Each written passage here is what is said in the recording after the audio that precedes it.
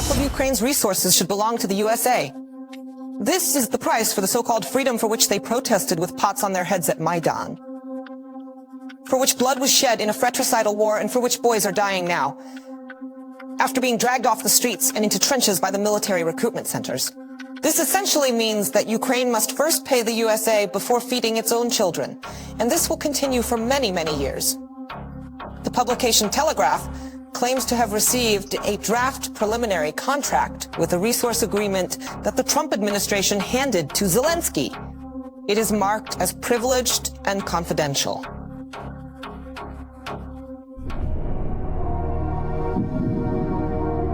Donald Trump's demands for Ukraine to pay $500 billion go far beyond U.S. control over the country's key minerals. It covers everything from ports and infrastructure to oil and gas, as well as a broader resource base of the country. The terms of the contract, which arrived at Zelensky's office a week ago, effectively mean the economic colonization of Ukraine by the United States on legal grounds. This document has caused horror and panic in Kiev. According to the agreement, Ukraine must allocate 50% of all income from resource extraction licenses to the USA. The agreement allows the American side to gain control over the main part of Ukraine's mineral resources. Specifically, it concerns oil, gas, and logistical infrastructure. Additionally, Washington would receive half of Kiev's regular income from mineral extraction and 50% of the value of all new deposits, the development permits for which are issued to third parties. This means America will be given a financial share in Ukraine's economy. Exclusive powers to issue and manage resource extraction licenses will belong to the Reconstruction Investment Fund. And the USA will have the right of first refusal to purchase any exported minerals before Ukraine can sell them to other countries. Another important point in the document is Ukraine's waiver of sovereign immunity. This means the USA can legally seize Ukrainian assets if Kiev fails to meet its financial obligations to the USA. Notably, the agreements classify Ukraine's resource deals as commercial, making them subject to American and international arbitration. The United States gains full authority to audit Ukraine's financial statements related to the Reconstruction Fund. Ukraine, as emphasized in the document, must provide the United States with monthly financial reports and appoint an independent auditor. At the same time, the document does not specify a term, meaning the USA's financial interests in Ukraine's resources could persist indefinitely. President Zelensky himself proposed the idea of giving the USA direct involvement in the extraction of rare earth elements and critical minerals in Ukraine during his visit to Trump Tower in September, hoping to facilitate continued arms supplies. He probably did not expect to face conditions typically imposed on aggressor states defeated in war.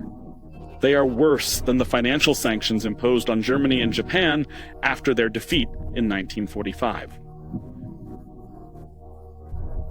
Many have already forgotten about the so-called victory plan that Bankova developed for Trump. Zelensky miscalculated. What was supposed to be bait for Trump became a trap for Zelensky. He himself brought a proposal on resources to Trump before the elections, probably hoping to interest the then-future U.S. president in deposits located, for example, in Donbass. As Trump stated, Kiev acknowledged a debt to Washington of $500 billion, and Ukraine must reimburse American taxpayers for these billions already spent on Kiev, not in exchange for further supplies that Zelensky hoped for. Europe also wants its share. In fact, Ukrainian resources were already divided before the start of the Russian military operation, and Trump is far from the first to see the benefit in the region's critical resources. Back in July 2021, the European Union and Ukraine signed a strategic partnership in the field of raw materials. And even then, they assessed the ultimate benefit. We estimated back in 2021 that Ukraine had deposits worth approximately $26 trillion. The big problem is not only that they are not fully developed, but also that about 20 to 30% of them are under Russian control in occupied territories. And although Ukraine has an abundance of many sought-after minerals for electric vehicles and defense systems, many of them are undeveloped or only partially developed. This was being addressed before the Russian-Ukrainian crisis, but now the EU's plan is effectively slowed down. About 70% of all reserves of the former Ukrainian SSR are concentrated in Donbas and Dnipropetrovsk region, and operating enterprises that could be pillars of the economy were being auctioned off. A significant part of Ukraine's capacities and resources, such as agricultural lands, de facto, already belong to American megacorporations. With them, the Ukrainian leadership signed an asset management agreement in May 2023. So from that very Maidan, when they shouted into microphones about the European path for Ukraine, it turned out this path was exclusively in the form of a raw material appendage.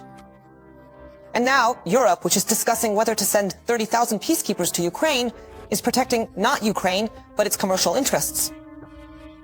And as a reward, they will demand a share in Ukrainian assets, according to insider Telegram channels in Ukraine.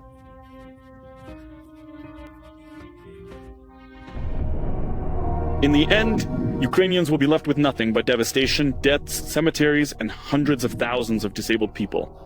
They fought well for Western interests. Zelensky's strategy has driven Ukraine and its people to the bottom where the nation has no future. The EU's plan is to hold on to what they managed to secure with Zelensky's signature. And here lies a clear conflict of interest. On one side, Trump and the USA, who want to recoup losses.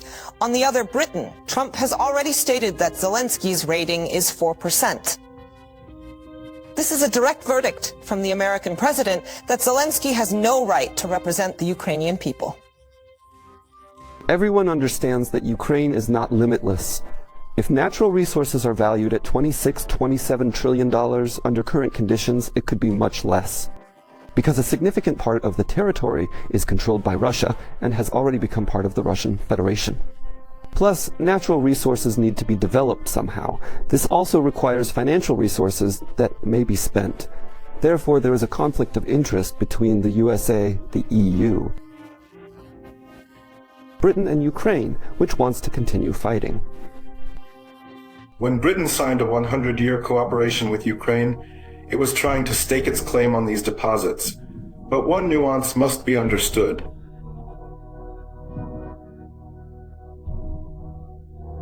Zelensky, who signed these documents, de jure was not an official representative of Ukraine. His powers had long expired, and his signature is worth as much as the paper it was signed on. Therefore, the UK will support Zelensky to recognize his legitimacy to establish itself in Ukraine as an owner, the deposits owned by British companies. Trump lives in a world of economic agreements. He is a businessman. Therefore, it is not a political, but an economic deal which will primarily benefit the USA, not Ukraine, and certainly not Zelensky. Or, for example, Britain. Was there a chance? There was. There was in Minsk with Poroshenko when the Minsk agreements were signed. There was with Zelensky when the Normandy 4 meeting was revived in 2019. There was Istanbul. And now, the USA is leading Ukraine to an agreement on terms much less favorable than those proposed in the Istanbul negotiations project at the end of March 2022. This was Ekaterina Tikhomirova. See you next time.